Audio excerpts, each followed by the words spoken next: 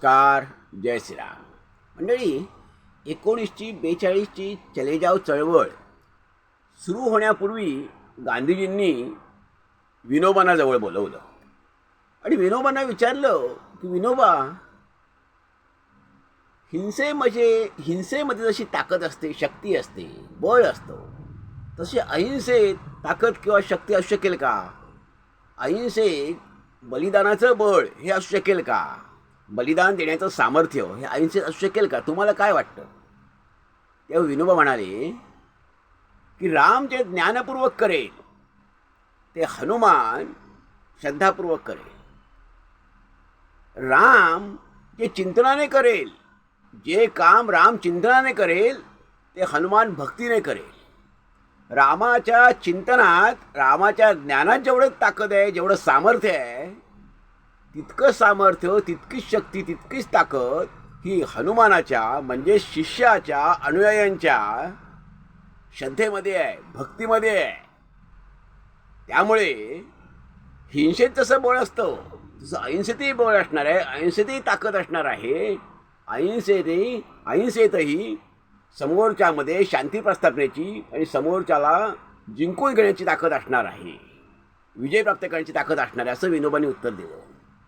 मंडळी, गांधीजींचं वर्णन हे विनोबाने असं केलेलं आहे की गांधीजींना त्यांनी सूर्याची उपमा विनोबाने दिली होती की सूर्य तसा अगणित किरणांनी प्रकाश देत असतो, तसं गांधीजींचं व्यक्तिमत्व होतं असं विनोबा म्हणतात की गांधीजी हे त्यांच्या डोक्यामध्ये अनेक प्रकारचे त्यांच्या चिंतनं सुरू असत आणि अनेक प्रकारचे विचार सुरू असतात.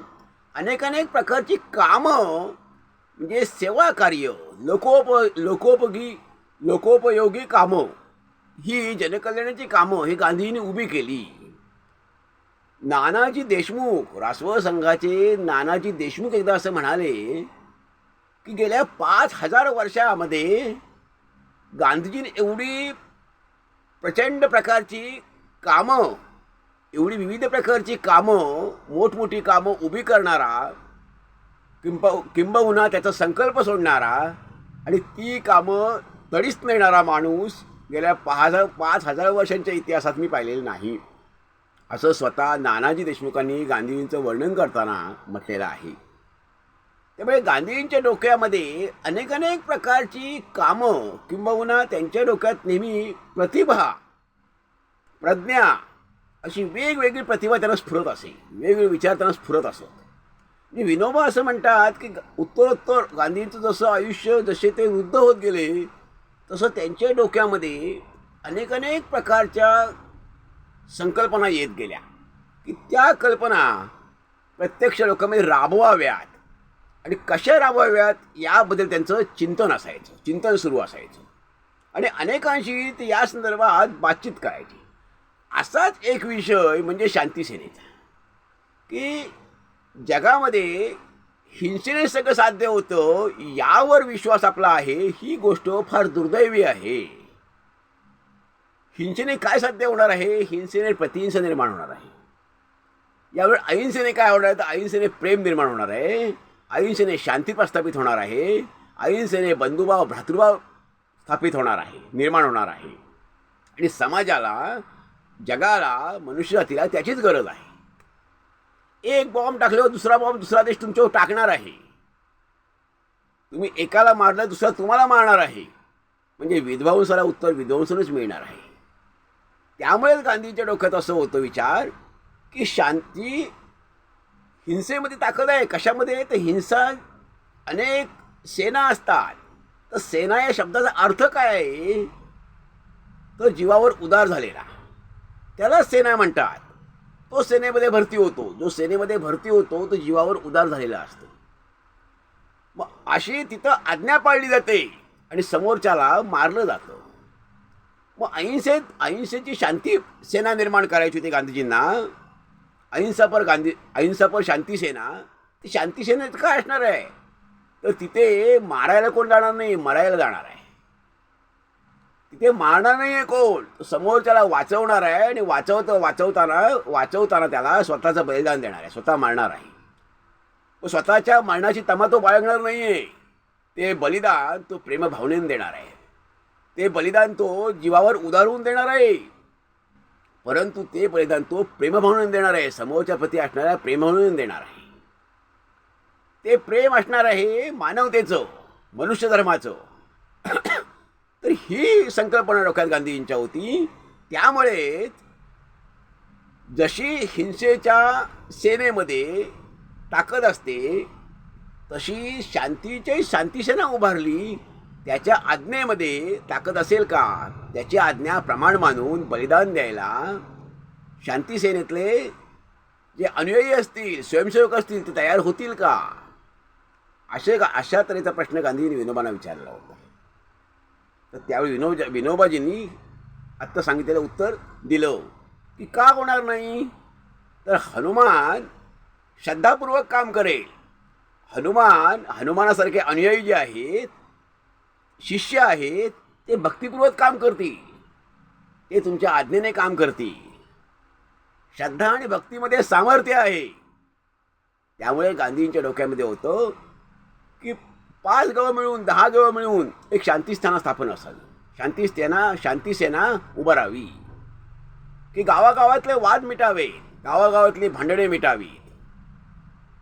आनंदाने गाव, तालुका, जिल्हा, शहर आनंदाने नांदावं. रामराज्याची गांधींची संकल्पना होती ती अशीच होती. त्यामध्ये कुठल्याही प्रकारचा तणाव नसावा. प्रत्येकाला मोकळीक असावी, स्वातंत्र्य असावं आणि शांततेने सगळं नांदावं. समाजात तंटा नसावा, तणाव नसावा. आणि जिथे तंटा उभा राहील, जिथे 2 गट उभे राहतील, तणाव उभा राहील, तणाव निर्माण होईल, तिथे ही शांती सेना जाईल. आणि शांती सेना कुणा एकाची बाजू घेण्यासाठी जाणार नाहीये, पक्षपात करायला जाणार नाहीये, कुणाला मारायला जाणार नाहीये, कुणाला दंड द्यायला जाणार नाहीये, शिक्षा करायला जाणार नाहीये. त्यांच्या हातात शस्त्र नसतील. तर ते तो तणाव निवळायला, शांत व्हायला, दोघांनाही शांत करायला आणि आपापसामध्ये भाईचारावे, बंधुभाव निर्माण करायला जाणार आहे. कारण शांती सेनेचं उद्दिष्ट शांती प्रस्थापना हेच असणार आहे, हेच असणार आहे. त्यामुळे तिथे कुठलाही दुसरा पर्याय राहत नाही. आणि तोच जे शांती सेनेचे अनुयायी असतील ते प्रसंगी स्वतःचं बलिदान देतील. स्वतःचं बलिदान देऊन, प्राणार्पण देऊन शांती प्रस्थापना करतील. ह्याच्याकडून त्यांचा उद्देश हाच असणार आहे की समाजात शांतीची प्रस्थापना करणं, प्रेम निर्माण करणं, प्रेमभाव निर्माण होणं, बंधुभाव निर्माण होणं. 2 समाजातले, 2 जातीतले, 2 गटातले, 2 धर्मातले, 2 प्रांतातले, विविध भाषांमधले तणाव, तंटा नष्ट होणं, नाहीसं होणं आणि प्रेमभाव निर्माण होणं. मग हे नाहीसं करण्यासाठी, शांतीची प्रस्थापना निर्माण करण्यासाठी प्रसंगी शांती सेनेतले अनुयायी हे स्वतःचं बलिदान करतील, बलिदान देतील.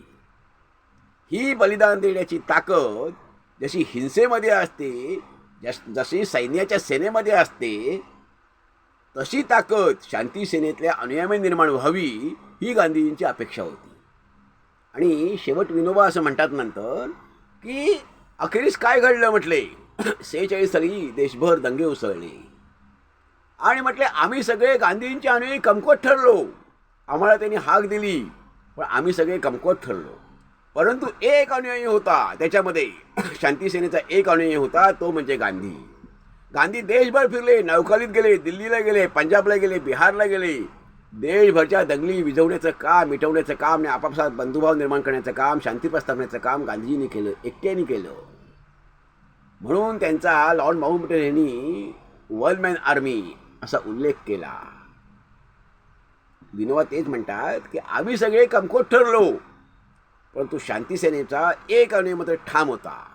म्हणून गांधीजी म्हणायचे की शांती सेनेत एक तरी अनुयायी ठाम असणार आहे आणि तो म्हणजे मी असणार आहे. त्यामुळे कुठलाच गांधींचा विचार विनोबा म्हणतात त्याप्रमाणे तो अपयशी ठरला नाही. त्याच्यामध्ये किमान एक तरी स्वतः गांधीजी तरी असायची. सुरुवात करून गांधीजी गायची, गांधीजींपासून व्हायची, स्वतःपासून सुरुवात व्हायची.